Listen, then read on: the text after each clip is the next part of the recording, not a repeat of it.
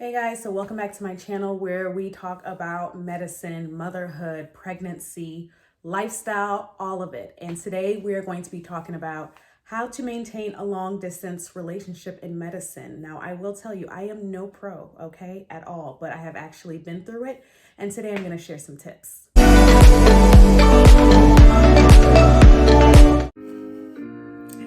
So after this video went viral with my husband and I, a lot of people asked me, like, how were you able to maintain a long distance relationship? You guys have been together since medical school and since residency. And honestly, it's one of my favorite videos. This is when we got engaged and then married.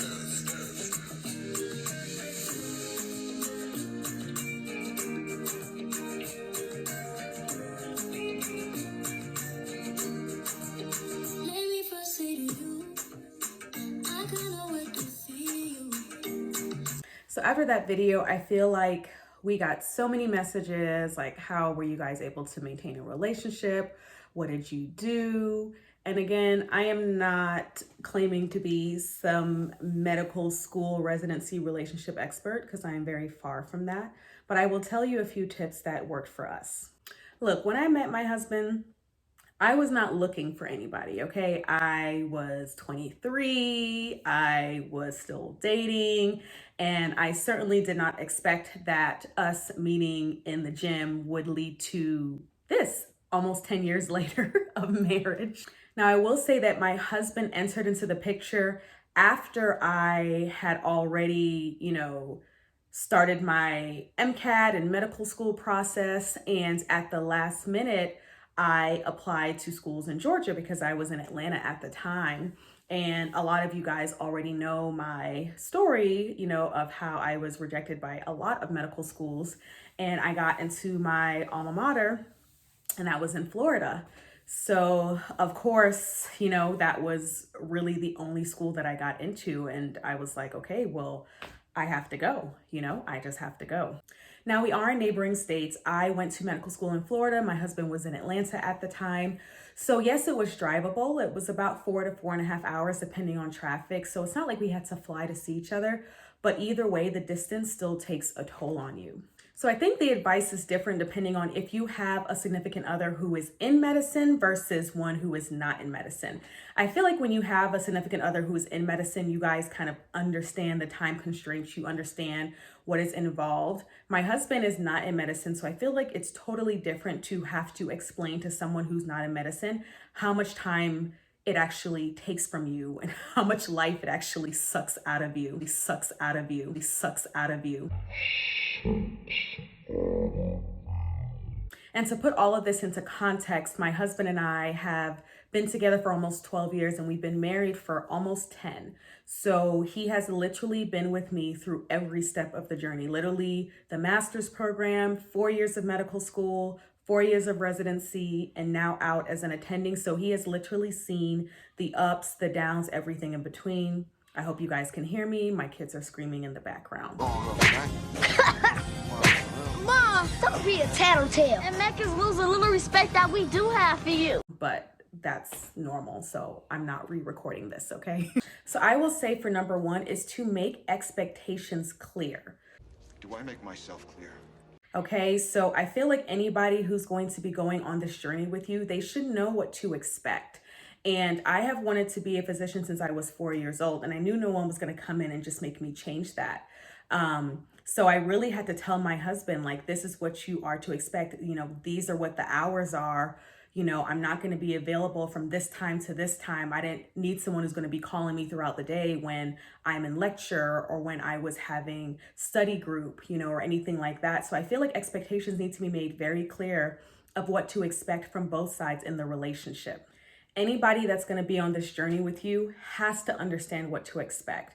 They have to understand the time constraints that are involved. They have to understand how stressful it is and how you're going to be super tired some days, and you're going to have to really study some days if you have to have a test coming up, and you really want somebody who's going to be supportive of that. And so before I started, I mean, I asked my husband, look, are you ready for this? This is what it's going to take. This is literally going to be a decade in the making. You know, we have been together and married for, you know, almost 10 years, and we are just now coming out to the finish line, you know? It has certainly been a long, long journey. So if this relationship is important to you, you have to dedicate time to it the same way you would dedicate time to studying, the same way you would dedicate time to working out.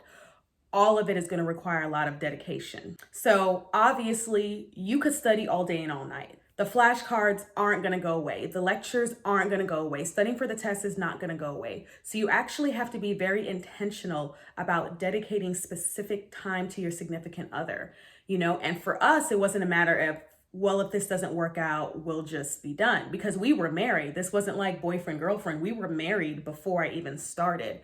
And so we had to be really intentional. And so usually our time to talk was pretty late at night, like 9 p.m. My husband went to bed pretty early. So I would make sure that in the middle of my studying, I would, you know, dedicate 30 minutes to stop. I would either try to work out at the same time. That would be a time for me to get a snack so I could maximize the time that I took off from studying. But I had to make sure that we at least talked every night, because if he didn't hear from me, he was like, what's going on? Why haven't we talked? And so I tried to make sure that at the same time every night I would take a break from whatever it was that I was doing, and that we could at least have a time to talk or FaceTime or anything like that. Let me tell you, you will never run out of things to do. You will never run out of things to study. Let me tell you, you will never run out of things to do. You will never run out of things to study. There is always something to study. There is always something to study. And you will never feel like you have studied everything. So you have to make sure that you are, really dedicating and carving out time that you can talk and hang out with your significant other. And for that little amount of time, you can at least take your mind off of it, talk about something fun. Don't even talk about medicine, just talk about something fun. But I think it's very, very important, or you'll get lost in studying, you'll get lost in medicine. And I feel like this is such a great field, but not if you allow it to take away everything that matters to you the most. Next is communication. See, now what we have here is a failure to communicate. And communication is so important. This is in any relationship. This is not specific to long distance relationships in medicine or relationships in medicine. You have to be able to communicate. You guys have to be on the same page. If you're having a particularly bad week, let them know that, let them know that, so that your significant other understands that. And, if I was on a lighter rotation, so for example, when I was on psychiatry, especially outpatient psychiatry, my attendings hours were like 9 to 2 or 9 to 3. It was great. And so, I told my husband, like, I'm going to have a lighter rotation so I can drive to Atlanta more. So when I was on psychiatry, I would drive more to see him than when I was on surgery or OBGYN, where I had to take a lot of call and I really couldn't leave. I communicated that, okay, it's going to be your turn to drive. And though we can't alternate every week, I'll make this back up to you on a lighter rotation. So when I was on a heavier rotation, my husband would do the bulk of the driving. And when I was on a lighter rotation, I would do the bulk of the driving. We did see each other pretty much every single week. I think there may have been 1 or 2 times where we went 2 weeks or maybe 3, but that wasn't the norm for us. For us, we established it in the beginning that we had to make sure that we physically saw each other every week. Like, that was gonna be the key to helping us get through this time, in this relationship. So whatever works for you. I know that's not feasible for everybody. If you're in New York and your significant other's in California, you can't just hop on a flight every week and #now COVID. I mean, no one's really going anywhere. But I will say that if you're in driving distance, that make sure that's a priority for you guys to actually see each other. It's good to talk and it's good to FaceTime, but there is just nothing like seeing your significant other face to face. Next, I would say to make sure that you have someone who is flexible and that you are flexible yourself. So like I said, on certain rotations, I really couldn't go anywhere because there was so much call and it was so busy. Anybody who knows, if you're in a surgical rotation, you are literally up at like 3 or 4 in the morning to round, and who knows what time you will get back to bed. Well, if you're on a lighter rotation, say an outpatient primary care rotation, then you will get home at a better time. And the flexibility is not just on the significant other, it's on you too. You both will have to be flexible. My husband still had a difficult job. He's an engineer, and some weeks would be busier than others. And so both sides of the party have to be flexible. You can't have the mentality like, well, I'm in medicine and you're not, so you just have to, accommodate to my schedule. That's not always the case. And I feel like a lot of us in medicine do that. I have been guilty of doing that. And you have to know that your significant other has priorities too. It has things that they need to take care of. So flexibility on both sides is really going to help your relationship. Something else that I think is really important is not comparing yourself to other relationships. So every relationship is going to look different. I don't know whether we did it right or did it wrong. I mean, we must have done something right if we're still hanging in there, but every relationship is going to look different. So you can't compare your relationship to someone else's relationship in medicine, okay? Because everything is different. Like I said, it's based off, are both of you in medicine? Is one person not in medicine? How far apart are you? You just have to do what works for your relationship. Don't worry about what anybody else is doing. Do what works for you. The main point I want to get across is that it's possible. So a lot of people are like, oh, we just have to break up because I got into medical school here and he or she is there. That doesn't matter, okay? You don't have to break up just because you got into a school that's a couple of states away. It can work if both parties are willing to make it work, but again, it has to be both people. It can't be one-sided. Both people have to be willing to sacrifice, and it's going to take a lot of sacrifice. I was rooting for you. We were all rooting for you. Okay, so I hope that was helpful. If you have any tips for maintaining a relationship in medicine, please leave them below. I'm sure lots of people would love to see what worked for different relationships. Just know that it is possible. My husband has been there with me through the highest of highs and through the lowest of lows. If I didn't do well on a test, that's who I went to. When I didn't get the score I wanted to on my step 1, that's who I went to.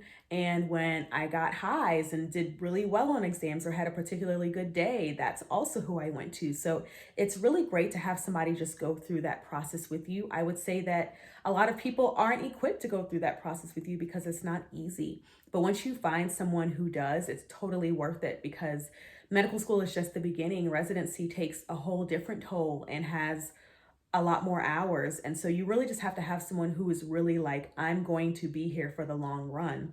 And once you have someone like that, don't let them go. I'll never let go. I promise. And if you have tips that work for you, then please share, because, I want people to know that it is totally normal to have really great, strong relationships in medicine. And it doesn't have to be hard, and you don't have to wait until you're done with everything. Hello, like I didn't get done till I was 34. Like ain't nobody got time for that. I do not have time to be waiting until I'm done. Ain't nobody got time for that. Ain't nobody got time for that. Ain't nobody got time for that. Ain't nobody got time. Ain't nobody got time. Ain't nobody got time for that. If I just started looking for somebody now, and if you still are, that's okay. But I mean, I wasn't willing to wait, and so I don't feel like we have to keep pushing off relationships until we're totally done in medicine, because even when you're done with the training part, you're still pretty busy. So really, if you find the right person who can kind of take all of that in and be really supportive, then that's really what you need. So let me know what you want to hear more of below, and I'll see you guys next time.